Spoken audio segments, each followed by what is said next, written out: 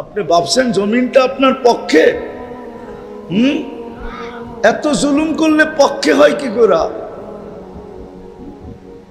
জমিন তো কথা বলে, কোরআনে আছে, জমিনেরও ভাষা আছে, নাইলে জমিন ডেলি আল্লাহকে কি করে বলে? আলা কুল্লা ইয়াউমিন ওয়াল আরদু তাস্তাদিনু রাব্বা। জমিন প্রতিদিন বলে আল্লাহ অনুমতি দেন না, কি করবে? আন আবতালিয়া ইবনা আদম ফি বাতনি, আমি মানুষগুলাকে পেটে নিয়ে নিব, পেটে। শুধু দুটা শুনাইতেছি। আল্লাহ বলে কেন? মালা জহরি জুলমাও ওয়া জাওরা, আমার পিঠটা জুলুম আর অত্যাচারে ভরে গেছে, আমি আর পারতেছি না।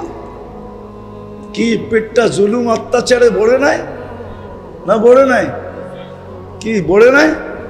না, মনে হয় আপনারা বোঝেনই না। পড়ছে?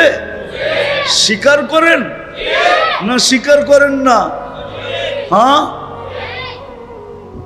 নাইলে সবজি আলার চান্দা দিতে হয় কেন? না দিতে হয় না? হ্যাঁ, 500 টাকার সবজি বেচা 500 টাকা কামাবে, মানলাম, কিন্তু 500 টাকা বাড়িতে নিতে পারবে না, 100 টাকা দিতে হবে ডেলি। এটা কেন? জুলুম না? হ্যাঁ, জুলুম না? এটা ইনসাফ, ঠিক না? রাগ হয় না, পায়ে হাত রাখি, এটা আমার আলোচ্য বিষয় না। जैसी करनी वैसी बरनी, ना मानो तो करके देख, जन्नत भी है दोजख भी है, ना मानो तो मर के देख। আল্লাহ আমাকে কারো জন্য দারোগা বানায় পাঠায় নাই, এই জন্য আমি আলোচনা করতেও চাই না, কিন্তু কথায় কথায় বললাম করতে থাকেন, করতে থাকুক। যারটা সেই ভোগ করবে, অন্য কেউ ভোগ করবে না। অন্য কেউ ভোগ করবে না, কেউ ভোগ করবে না, যারটা সেই ভোগ করবে। যাররা পরিমাণ পর্যন্ত সুরক্ষিত আছে। কি? লা ইয়াদিল্লু রাব্বুকা ওয়া লা ইয়ানসা।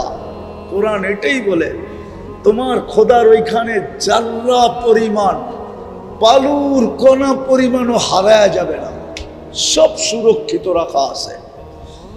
ওমাইয়া আমাল মিসকালা যাররা, কোরআনই বলে, শাররাই ইয়ারা খাইরাই ইয়ারা।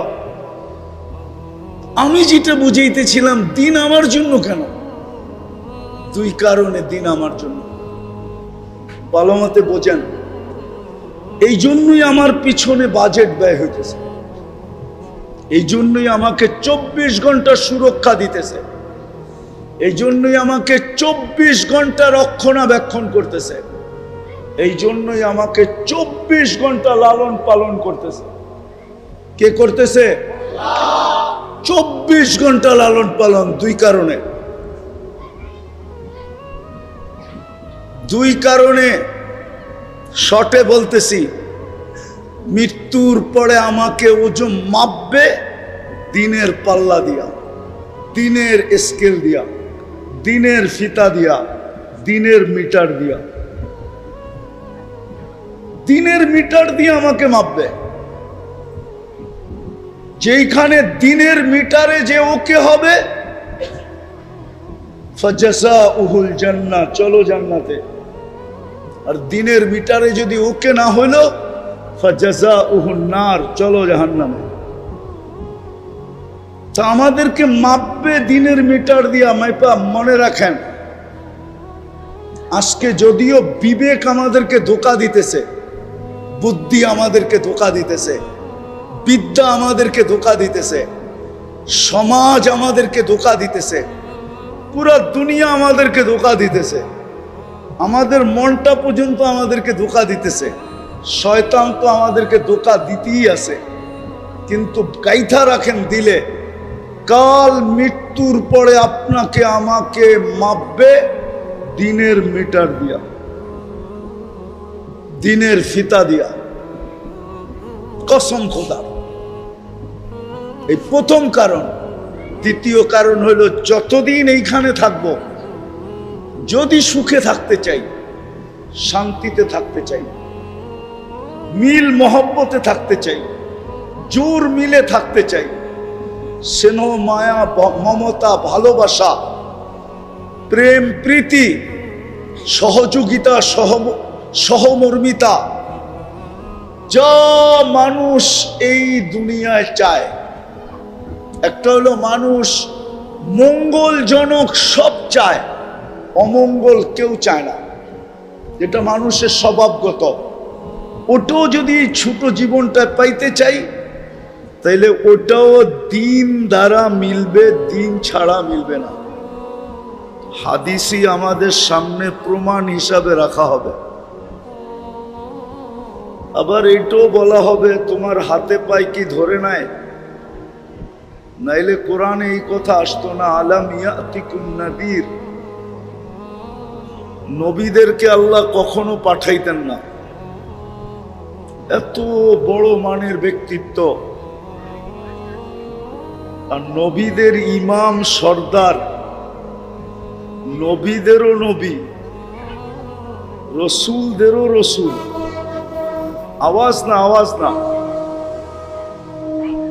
বিলকুল আওয়াজহীন, আওয়াজহীন বিলকুল, নাইলে কথা বুঝে আসবে না। আর শয়তান চাবে না আজকে আপনি বোঝেন, কেননা বুঝলেই হইতে পারে আপনার দিলের সার্কিট ঘুরে যাবে। সার্কিট বোঝেন?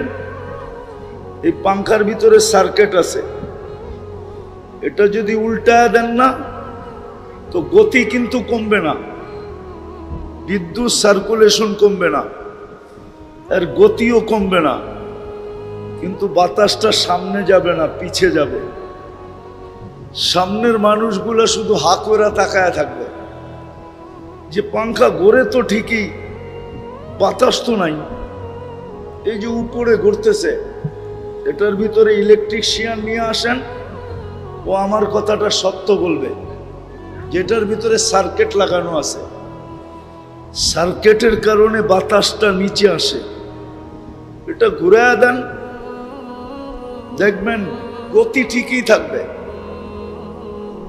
ঠিক গতিতে ঘুরতেছে, উল্টোও ঘুরবে না, সোজাই ঘুরবে, কিন্তু বাতাস আপনি পাবেন না। ঠিক শয়তান চাবে না আজকে যদি মনের সার্কিট উল্টা যায়, ঘুরা যায়। এখন কিন্তু আমাদের মনের সার্কিট ঘুরানো উল্টা গেছে, সঠিক না। এই মনের সার্কিটটা যদি ঠিক হয়ে গেল তাহলে শয়তানের সব পরিশ্রম বেকার হয়ে যাবে।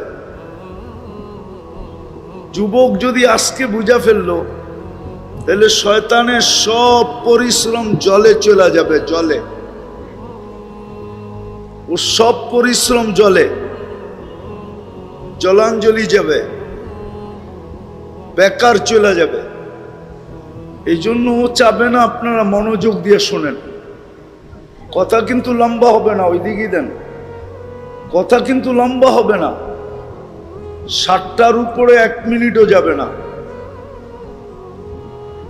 এই জন্য খুব মনোযোগ, যে দিন আমার কেন প্রয়োজন,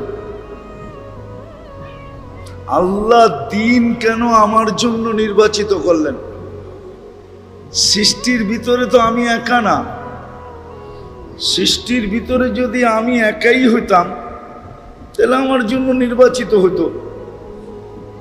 লক্ষ কোটি সৃষ্টি, কারো জন্য দিন দিলেন না, শুধু আমার গলায় এই ছিকলটা পড়ায়া দিলেন।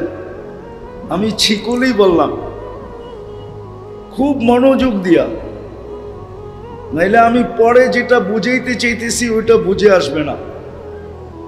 আজকাল আমার সমাজ বোঝে না মাদ্রাসার প্রয়োজন কেন, আমার সমাজ বোঝে না মসজিদের প্রয়োজন কেন, আমার সমাজ বোঝে না আলেম ওলামার প্রয়োজন কেন, আমার সমাজ বোঝে না আল্লাহওয়ালাদের প্রয়োজন কেন। এটা আমার সমাজ বোঝে না, আমার নারী বোঝে না, পুরুষ বোঝে না, আমার যুবক বোঝে না, বৃদ্ধ বোঝে না, আমার সমাজের শিক্ষিত লোকগুলা বোঝে না, অশিক্ষিত বুঝবে কোত্থেকা? ধনীরা বোঝে না, গরিবরা বুঝবে কোত্থেকা? যারা বুঝার তারাই তো বোঝে না। ব্রেন ভালো যাদের তারাই বোঝে না, যার ব্রেন নষ্ট সে বুঝবে কোত্থেকা? এই জন্য আমার সমাজ বোঝে না যে মাদ্রাসার প্রয়োজন কেন, মসজিদের প্রয়োজন কেন। আমার সমাজ বোঝে না আলেম ওলামার প্রয়োজন কেন। এই জন্য টকশোতে দেখবেন মাঝে মাঝে কেউ বলে যে আলেম ওলামা আমাদের মাথার বোঝা, আমাদের ঘাড়ের বোঝা। 1 কুঠির মতো 18 কুঠির গাড়ে চোরা খাইতেছে, এই জন্যই বলে না, বলে না, টকশোতে আছে, টকশোতে বোঝা মনে করে, বোঝা, ও বোঝে না এটা কেন। এই জন্য আমার কথার ভঙ্গি ভিন্ন। আপনি প্রশ্ন মনে করতে পারেন, আবার কথা বলার ভঙ্গিও মনে করতে পারেন। বিলকুল আওয়াজ সারা, যে আসবে চুপচাপ জায়গা পাইলে বসা যাবে, না পাইলে দাঁড়ায় থাকবে, কিন্তু আওয়াজ না, খুব মনোযোগ। তো যেটা আমি বুঝাইতেছিলাম যে দিন আমার জন্য কেন, সৃষ্টির ভিতরে তো আমি একা না, হাজারো সৃষ্টি আছে। আমি তো 1 ফোঁটা দুর্গন্ধময় বিদ্যুটে পানির দ্বারা তৈরি, ফেরেশতা তো নূরের দ্বারা তৈরি। ফেরেশতার জন্য তো দিন নাই, ফেরেশতার জন্য কোনো দিন নাই। সে ওয়ার্ডারের অধীন, আল্লাহ যা অর্ডার দিবে সেটা করবে। তার জন্য কোনো শরীয়ত নাই, তার জন্য কোনো নবী নাই, তার জন্য কোনো কিতাব নাই। ভালো মতে বোঝেন, কাজে দিবে। নাহলে আবারও বলতেছি, এই কোরআন আমার বিরুদ্ধে চলে যাবে, হাদিস আমার বিরুদ্ধে চলে যাবে। এমনকি দয়ার সাগর, যার ভিতরের উম্মতের দয়া দেখা আল্লাহ নিজের গুণটা উঠায় দিয়া দিছেন।